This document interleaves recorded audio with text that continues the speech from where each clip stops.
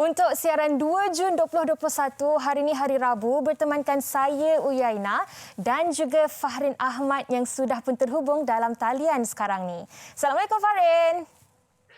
Waalaikumsalam. Selamat tengah hari kepada semua penonton-penonton wanita hari ini. Baik, Yana, saya takkan biarkan Yana keseorangan kerana berdua itu lebih baik, Yana. Saya ingatkan Fahrin tadi dah tumbuh jambang tadi. Rupanya dia punya earphone dia jantung. Apa-apa pun, terima kasih kepada semua penonton wanita hari ini kerana meluangkan masa bersama kita pada tengah hari ini bersama saya dan juga Yana, dan kita harapkan semua penonton-penonton setia kita sihat-sihat seadanya walaupun dalam tempoh PKP ni, Yana. Betul tu Fahrin, dan hari ini juga ada satu topik menarik yang saya kira pastinya dapat menarik minat ramai orang di luar sana, khususnya dalam tempoh PKP sekarang ni. Tetapi sebelum tu Fahrin, seperti biasalah di awal siaran kita akan berkongsi dan update apakah status terkini COVID-19 di negara kita. Fahrin, kalau kita lihat 3 hari yang lalu, berlakunya penurunan dalam kes baharu di negara kita. Tetapi kemarin telah dicatatkan sebanyak 7,105 kes dengan 71 kes kematian. Namun kalau kita lihat juga pecahan dari setiap negeri, kita lihat di Perlis mencatatkan sifar kes sama sekali. Namun Selangor dan Kuala Lumpur masih lagi mencatatkan kes yang cukup tinggi. Dan sebenarnya perkara ini, kalau kita lihat penurunan kadar orang kata jumlah kes baru itu menampakkan satu peningkatan ataupun satu peningkatan yang positif. Tetapi apa yang lebih meresahkan kita dan harus kita sentiasa peka dan juga patuh kepada SOP dan juga arahan adalah keresahan kita tentang kemunculan varian-varian baru yang masih lagi kita orang kata lebih ganas, Yana. Jadi ini yang sebenarnya kita harus berjaga-jaga. Jangan terlalu yakin dengan apa yang kita lakukan. Betul. Dan mungkin ada dalam kalangan kita yang rasa mungkin mustahil untuk kita capai zero kes ataupun sifar kes di negara. Tetapi tidak mustahil sebenarnya, Fahrin.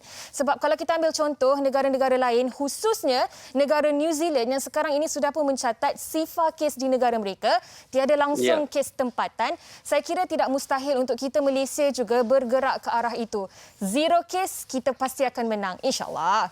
Sememangnya itulah doa kita.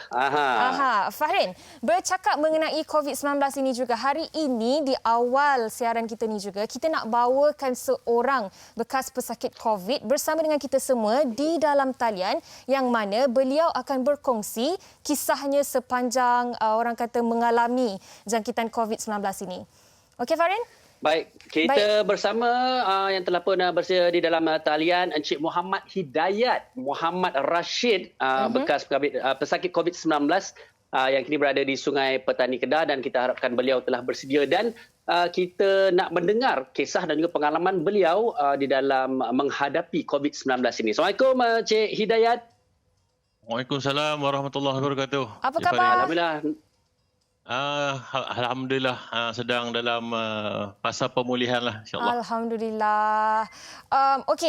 Encik Hidayat, mungkin kan sebagai permulaannya, mungkin Encik Hidayat boleh kongsikan dengan penonton semua, bagaimana di awal-awal dahulu Encik Hidayat mendapat tahu yang sebenarnya Encik Hidayat sudah pun dijangkiti oleh virus corona ini.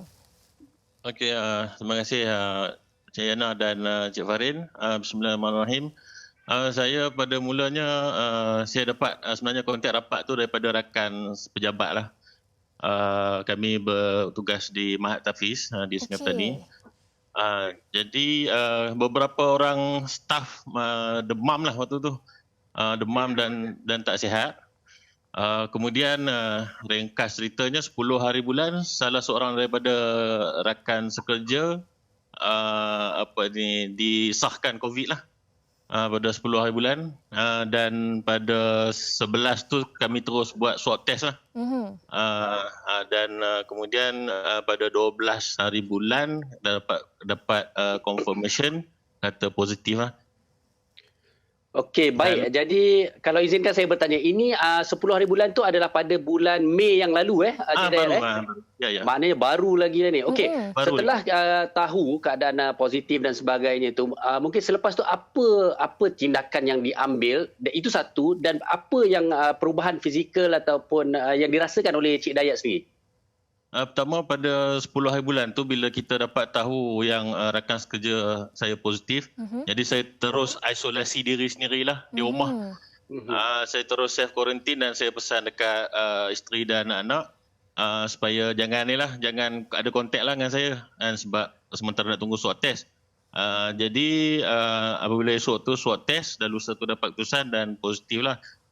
Perubahan ketara saya hilang deria bau.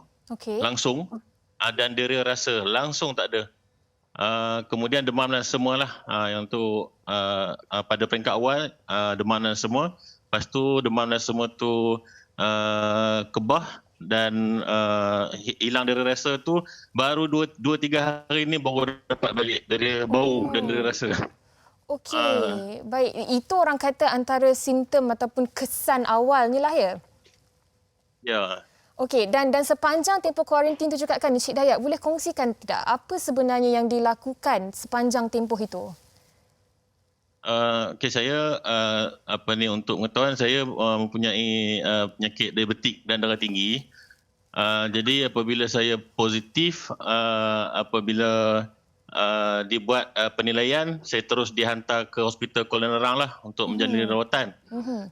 Dan selepas tu untuk makluman juga, family saya bila saya positif, jadi family saya pun buat swab test dan kebetulan pula mereka juga positif. Semua positif. Jadi rawatan yang saya terima di Hospital Kuala Nerang tu ialah sebab ada jangkitan paru-paru juga apabila dibuat X-ray tu akibat daripada COVID.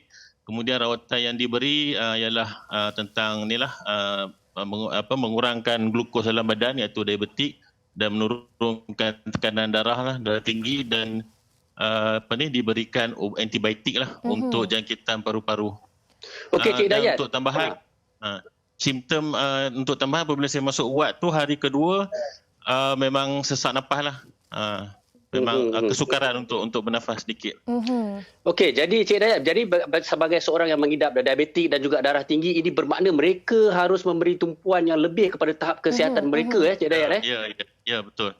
Dan Cik Hidayat, kami difahamkan juga ada anak Encik Hidayat yang dijangkiti dengan wabak ini juga, betul ataupun tidak? Ya. Kami kira satu keluarga lah kena. Okey, jadi bagaimana keadaan anak Encik Hidayat sekarang? Alhamdulillah untuk anak yang nombor 1 dan nombor 2 dah pun dibenarkan balik. Cuma anak yang ketiga masih diuat sebab jangkitan paru-paru dia agak kurang baik lah paru-paru dia. Baik. Tapi keadaan insyaAllah lah semakin pulih lah. Baik, Encik Hidayat, kami di seluruh keluarga produksi Wanita Hari ini ingin mengucapkan semoga anak-anak Encik Hidayat diberikan kesembuhan dengan cepat dan mungkin juga apa yang dikongsikan oleh Encik Hidayat ini dapat memberi orang kata nasihat yang berguna kepada kita yang mungkin terlalu leka dan alpa dengan keadaan yang tengah berlaku sekarang ni.